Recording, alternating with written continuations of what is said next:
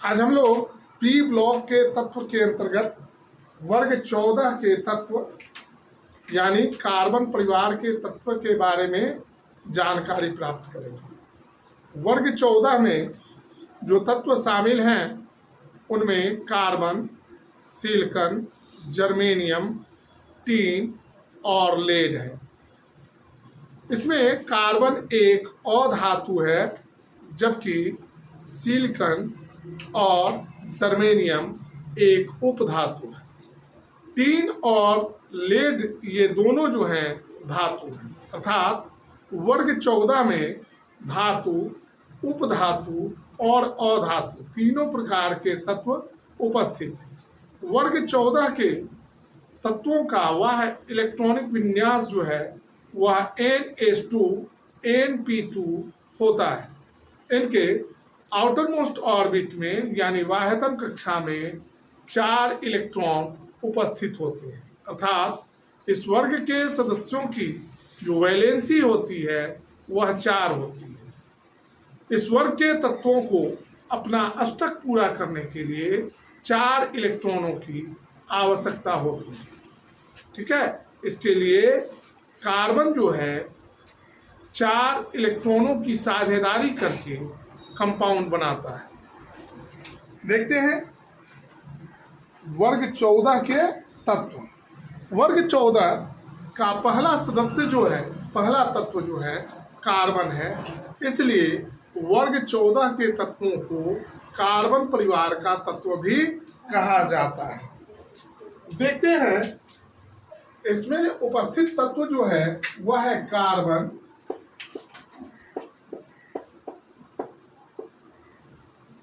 Silicon,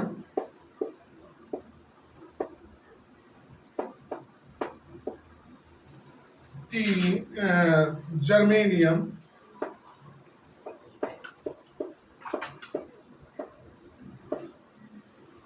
germanium के बाद tin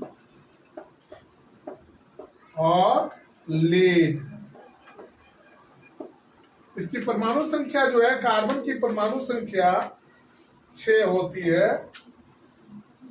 silicon की परमाणु संख्या 14, जर्मेनियम की परमाणु संख्या 14, 18, 32, टीन की परमाणु संख्या 32, 18, 50 और लेड की 50, 32, 82 होती है।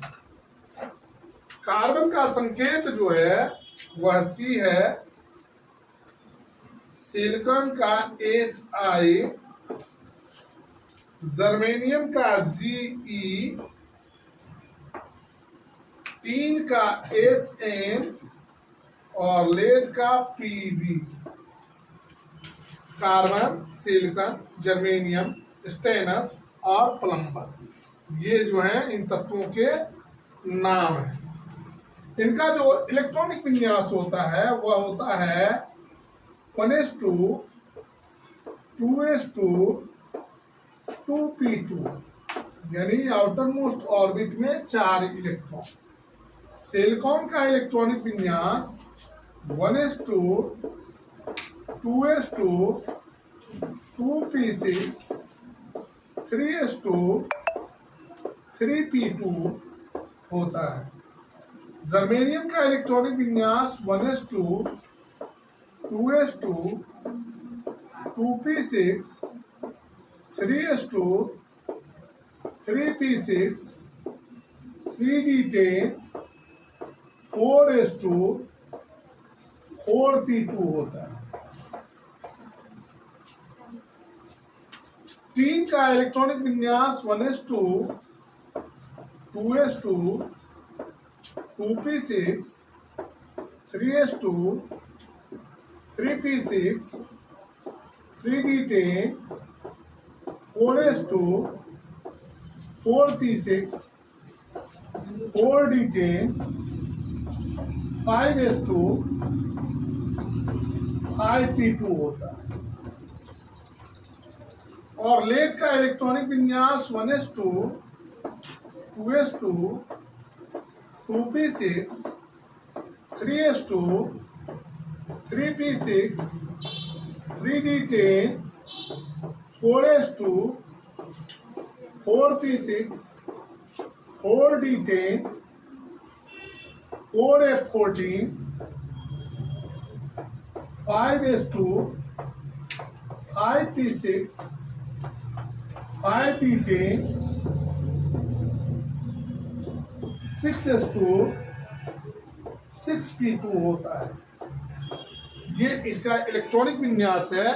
इलेक्ट्रॉनिक विन्यास पर जब हम ध्यान देते हैं तो हमें पता चलता है कि इन तत्वों के बाहरी कक्षा में 4 इलेक्ट्रॉन उपस्थित होते हैं।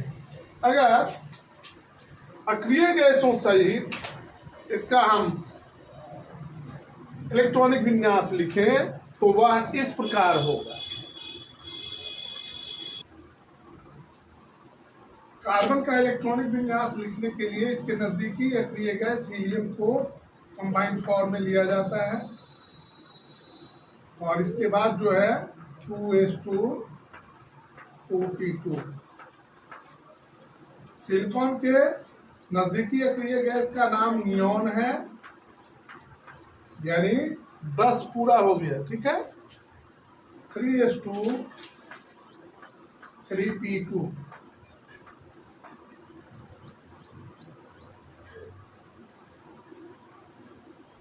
जर्मेनियम के नजदीकी अक्रिय गैस जो है आर्गन है, तो 18 तक पूरा हो गया।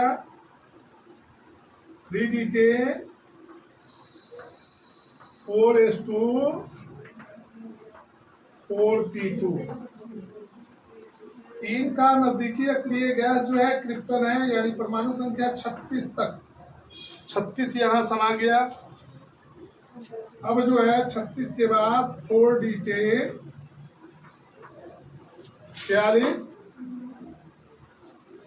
5s2 48 और 5p2 50 पूरा हो गया। और इसका नजदीकी अक्रिय गैस जो है वह जेनॉन है, 54 पूरा हो गया। 4f14 54 गो 14 गो 68 गो। 5d10 68 गो 10 गो 78 गो और 6s2 6p2। ये जो है अक्रिय गैसों सहित नोबल गैस के सहित जो है इन तत्वों का इलेक्ट्रॉनिक विन्यास है। वर्ग 14 के तत्व यानी एलिमेंट्स ऑफ ग्रुप 14 के यानी कार्बन परिवार के तत्वों के जो गुण में क्रमबद्ध परिवर्तन है उसके बारे में जानेंगे। Sequential change in properties of group 14 element. हमारे जो तत्व हैं, इस वर्ग के जो तत्व हैं वह है कार्बन, सिलिकॉन, जर्मेनियम, स्टेनस और प्लम्बर यानी लेड। इनके पहले गुण को देखते हैं। ये है धात्विक त्रिज्या यानी मेटालिक रेडियस। ये जो है कार्बन चूंकि अधातु है तो इसमें मेटालिक रेडियस नहीं पाया जाएगा, धात्विक त्रिज्या नहीं पाया जाएगा। लेकिन सिलिकॉन जो है वह मेटल वायर्ड है, इसकी धात्विक त्रिज्या जो होती है 134 pm होती है। कितनी होती है? 134 pm। जर्मेनियम की धात्विक त्रिज्या 139 pm होती है। टीन की धात्विक त्रिज्या जो है 158 pm होती है, 158 pm। और लेड की 175 pm होती है। मतलब इस वर्ग में जब हम ऊपर से नीचे की ओर आते हैं, टॉप टू बटन आते हैं जब ग्रुप में, तो तत्वों की जो धात्विक त्रिज्या है वह क्रमशः बढ़ती है। ठीक है, इंक्रीज होता है, उसमें बढ़ोतरी होती है। परमाणु त्रिज्या को देखते हैं तो कार्बन का जो एटॉमिक रेडियस है वह 77 pm होता है, 77 pm। सिलिकॉन का 117 pm यानी 117 pm होता है। जर्मेनियम का परमाणुक त्रिज्या 122 pm होता है। टीन का परमाणुक त्रिज्या 140 pm होता है। जबकि लेड की परमाणविक त्रिज्या जो है वह 146 pm होती है। मतलब अगर हम कार्बन ग्रुप में, कार्बन परिवार में जब हम ग्रुप में ऊपर से नीचे की ओर आएंगे तो जो तत्व इसमें उपस्थित है इस वर्ग में, उनकी परमाणविक त्रिज्या जो है क्रमशः वह बढ़ती है, इंक्रीज करती है। ठीक है।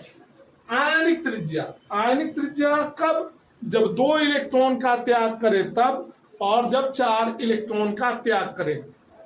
आयनिक रेडियस 2 तरीके का है, M2+ और M4+। तो ऐसी स्थिति में कार्बन चूंकि एक अधातु है तो यह इलेक्ट्रॉन का त्याग नहीं करेगी। ऐसी स्थिति में कार्बन की आयनिक त्रिज्या जो है M2+ नहीं होती है और M4+ भी नहीं होती, दोनों में से कोई नहीं। जर्मेनियम जो है इसका M2+ और रेडियस नहीं होता है, लेकिन M4+ जो है वह होता है 34 pm। कितना होता है? 34 पिकोमीटर, 34 pm होता है। इसके बाद तीसरा जो तत्व है जर्मेनियम, इसका आयनिक त्रिज्या M2 में जो है M2+ में 65 होता है और M4+ में ये 44 होता है, 44 pm होता है और M2+ में ये 65 pm होता है। इसी प्रकार अगर 3 की आयनिक त्रिज्या M2+ में देखते हैं तो 102 pm होता है, जबकि 3 का M4+ आयनिक त्रिज्या जो है वह 67 होता है। लेड का जो M2+ आयनिक त्रिज्या है वह 126 pm होता है, जबकि M4+ आयनिक त्रिज्या जो है ये 76 होता है। यानी जब इस ग्रुप में हम ऊपर से नीचे की ओर आते हैं तो देखते हैं कि तत्वों की आयनिक त्रिज्या जो है, आयनिक रेडियस, वह जो है बढ़ती है। ठीक है। और अब है आयनन एंथैल्पी, मतलब अगर पहले इलेक्ट्रॉन को निकालना है तो कितनी ऊर्जा खर्च करनी होगी, दूसरे इलेक्ट्रॉन को निकालने में कितनी ऊर्जा खर्च करनी होगी, तीसरे इलेक्ट्रॉन को निकालने में कितनी ऊर्जा खर्च करनी होगी, चौथे इलेक्ट्रॉन को, चूंकि 4 इलेक्ट्रॉन इसकी वैलेंसी जो है इस ग्रुप के जितने भी तत्व हैं उसकी वैलेंसी 4 होती है। इन्हें 4 इलेक्ट्रॉन की आवश्यकता होती है अपने ऑक्टेट को पूरा करने के लिए। तो 4 इलेक्ट्रॉन निकालने के लिए हमें कितनी ऊर्जा खपत करनी होगी, इसमें है आयनाइजेशन एंथैल्पी में हमें पता चलेगा। तो देखते हैं कार्बन का H1 डेल्टा H1 का जो आयनन एंथैल्पी होता है वह होता है 11.22 इलेक्ट्रॉन वोल्ट। दूसरा इलेक्ट्रॉन निकालने के लिए कार्बन से अगर आप दूसरा इलेक्ट्रॉन निकालना चाहते हैं तो उसके लिए आपको खपत करनी होगी 24.38 इलेक्ट्रॉन वोल्ट। तीसरे इलेक्ट्रॉन को निकालने के लिए 47.48 इलेक्ट्रॉन वोल्ट और चौथे इलेक्ट्रॉन को निकालने के लिए 64.48 इलेक्ट्रॉन वोल्ट। मतलब कार्बन से अगर पहला इलेक्ट्रॉन निकाला जाता है तो उसका डेल्टा H1 का मान जो होता है 11.22 इलेक्ट्रॉन वोल्ट होता है। दूसरे इलेक्ट्रॉन के लिए अगर दूसरा इलेक्ट्रॉन निकालना है तो उसके लिए आपको जो आयनन एंथैल्पी का मान जो होगा 24.38 इलेक्ट्रॉन वोल्ट होगा। तीसरे इलेक्ट्रॉन के लिए 47.87 इलेक्ट्रॉन वोल्ट होगा और चौथे इलेक्ट्रॉन के लिए 64.48 इलेक्ट्रॉन वोल्ट होगा। इसी प्रकार सिलिकॉन से पहले इलेक्ट्रॉन को निकालने के लिए जो आयनन एंथैल्पी डेल्टा H1 होगा वह होगा 8.12, जर्मेनियम के लिए 8.09, टिन के लिए 7.030 और लेड के लिए 7.34 इलेक्ट्रॉन वोल्ट। दूसरे डेल्टा S2 के लिए जो है सिलिकॉन में, इसके लिए आपको चाहिए 16.34 electron volt, germanium 15.93 electron volt, tin 14.63 electron volt और लेड 15.03 इलेक्ट्रॉन वोल्ट। तीसरे इलेक्ट्रॉन यानी डेल्टा S3 का मान जो है, आयनन एंथैल्पी का मान जो है वह है सिलिकॉन के लिए 33.46 इलेक्ट्रॉन वोल्ट, जर्मेनियम के लिए है 34.23 इलेक्ट्रॉन वोल्ट, टीन के लिए है 30.6 इलेक्ट्रॉन वोल्ट और लेड के लिए है 32.0 इलेक्ट्रॉन वोल्ट। चौथे इलेक्ट्रॉन यानी डेल्टा H4 का मान जो है, आयनन एंथैल्पी का मान, वह कार्बन के लिए 64.48 इलेक्ट्रॉन वोल्ट, सिलिकॉन के लिए 45.13 इलेक्ट्रॉन वोल्ट, जर्मेनियम के लिए 45.7 इलेक्ट्रॉन वोल्ट, टीन के लिए 29.6 इलेक्ट्रॉन वोल्ट, लेड के लिए 42.3 इलेक्ट्रॉन वोल्ट होगा। ये जो है, इनसे इलेक्ट्रॉन निकालने के लिए आपको जो ऊर्जा खर्च करनी होगी उसको आयनन एंथैल्पी के नाम से जाना जाता है, नाइजेशन एंथैल्पी के नाम से।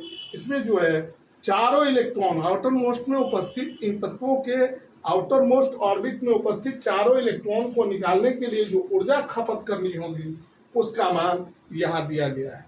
अब हम लोग देखेंगे इसकी विद्युत ऋणात्मकता, और समझ में आ गया है तो विद्युत ऋणात्मकता यानी इलेक्ट्रोनिगेटिविटी। कार्बन का जो विद्युत ऋणात्मकता का मान होता है वह 2.5 होता है। ठीक है, हमारे पीरियोडिक टेबल में जो मोस्ट इलेक्ट्रोनिगेटिव एलिमेंट है, सबसे अधिक विद्युत ऋणात्मक तत्व है वह फ्लोरीन है, दूसरा तत्व ऑक्सीजन है, तीसरा तत्व नाइट्रोजन और क्लोरीन है। लगभग आपस में एकदम एक्यूरेट वैल्यू है दोनों का। ठीक है, जबकि सिलिकॉन की विद्युत ऋणात्मकता का मान 1.8 होता है, जर्मेनियम की विद्युत ऋणात्मकता का मान भी 1.8 होता है, टीन के विद्युत ऋणात्मकता का भी मान लगभग 1.8 होता है और लेड का भी 1.8 होता है। ठीक है, इन तत्वों के मतलब ये देखिए, इस वर्ग में कार्बन का जो इलेक्ट्रोनिगेटिविटी का वैल्यू है वह सबसे ज्यादा है, सबसे ज्यादा है। मतलब इसका गुण जो है अपने वर्ग के जो अन्य तत्व हैं उसके साथ मेल नहीं खाते हैं, पड़ोसी को पप्पा कहते हैं। क्या नो? इसके बगल का जो फैमिली है वहाँ इसका और इसका सबसे अच्छा रिलेशन किसके साथ है? हाइड्रोजन के साथ। हाइड्रोजन के साथ यह दुनिया में सबसे अधिक तत्व बनाने वाला तत्व है, सबसे अधिक यौगिक किसी के। संसार में जितने भी तत्व पाए जाते हैं उन सभी में से कार्बन को और हाइड्रोजन को अगर हटा दिया जाए तो 50,000 के करीब जो हैं यौगिक पाए जाते हैं। इन 50,000 के अलावे 5.5 लाख से ज्यादा यौगिक कार्बन, हाइड्रोजन और ऑक्सीजन के हैं। लेकिन कार्बन जो है, चूंकि इसके यौगिकों की संख्या इतनी अधिक है कि इसके लिए वो अलग केमिस्ट्री का शाखा विकसित किया गया जिसको ऑर्गेनिक केमिस्ट्री के नाम से जाना जाता है। ठीक है, अब देखते हैं ऑक्सीकरण अवस्था। ऑक्सीकरण अवस्था में कार्बन की ऑक्सीकरण अवस्था का जो वैल्यू होता है वह 3 गो होता है। ये 4 इलेक्ट्रॉन ले भी सकता है, 4 इलेक्ट्रॉन दे भी सकता है और ये ऑक्सीकरण स्टेट कार्बन पे, सिलिकॉन का ऑक्सीकरण स्टेट -4 और +4 होता है, जर्मेनियम का सिर्फ +4 होता है। 3 का ये 2 इलेक्ट्रॉन का रित्याग करता है तो +2 SnCl2 और SnCl4 जब 4 इलेक्ट्रॉन की आवश्यकता होती है तो 3 जो है 4 इलेक्ट्रॉन की का भी त्याग करता है और बनाता है स्टेनिक क्लोराइड, तो +2 और +4। और लेड की जो ऑक्सीकरण अवस्था होती है वह भी +2 और +4 होती है। द्रवणांक यानी मेल्टिंग पॉइंट, कार्बन को ठोस अवस्था से द्रव अवस्था में बदलने के लिए 3500 डिग्री सेल्सियस तापमान चाहिए। कितना चाहिए? 3500 डिग्री। सिलिकॉन को 1400 डिग्री, 1420 डिग्री सेल्सियस। जर्मेनियम को 959 डिग्री सेल्सियस चाहिए। 3 को द्रवित करने के लिए 232 डिग्री सेल्सियस ऊर्जा की आवश्यकता होती है और लेड को 327 डिग्री सेल्सियस ऊर्जा देने पर ठोस अवस्था से यह द्रव अवस्था में परिणत हो जाता है। यानी इस वर्ग में जितने भी तत्व हैं उसमें सबसे ज्यादा मेल्टिंग पॉइंट किसका होता है? कार्बन का। और सबसे कम किसका होता है? 3 का। 3 आसानी से द्रवीभूत हो जाता है। एक तो पाया जाता है गैलियम, नाम सुने। क्वथनांक यानी बॉइलिंग पॉइंट, कार्बन का बॉइलिंग पॉइंट जो है 4800 डिग्री सेल्सियस होता है। सिलिकॉन का 2680 डिग्री सेल्सियस, जर्मेनियम का 2820-30 डिग्री सेल्सियस, 3 का 2687 डिग्री सेल्सियस और लेड का 1751 डिग्री सेल्सियस बॉइलिंग पॉइंट होता है। 3 का कार्बन का कितना होता है? 4800 डिग्री सेल्सियस। सिलिकॉन का 2680 डिग्री सेल्सियस, जर्मेनियम का फिर बढ़ा 2830 डिग्री सेल्सियस, फिर घटता है 3 का 2687 डिग्री सेल्सियस और लेड का सबसे कम होता है बॉइलिंग पॉइंट। इस वर्ग में जितने भी तत्व हैं उसमें बॉइलिंग पॉइंट लेड का सबसे कम और कार्बन का सबसे ज्यादा होता है। अब हम लोग देखेंगे भौतिक गुण में एटॉमिक रेडियस यानी परमाणु त्रिज्या। इस वर्ग के जो तत्व हैं वह है कार्बन, सिलिकॉन, जर्मेनियम, टीन और लेड। इनकी परमाणु संख्याएं क्रमशः 6, 14, 32, 50 और 82 होती है, 82 होती है। इनकी एटॉमिक रेडियस पर जब हम ध्यान देते हैं तो हम पाते हैं कि इस ग्रुप में जब हम ऊपर से नीचे की ओर आते हैं तो तत्वों की परमाणु त्रिज्या जो है एटॉमिक रेडियस वह बढ़ता है, इंक्रीज करता है। लेकिन जब हम किसी पीरियड में लेफ्ट टू राइट जाते हैं तो जो तत्व उपस्थित हैं पीरियड में उनकी एटॉमिक रेडियस का मान घटता है। ऐसा क्यों होता है?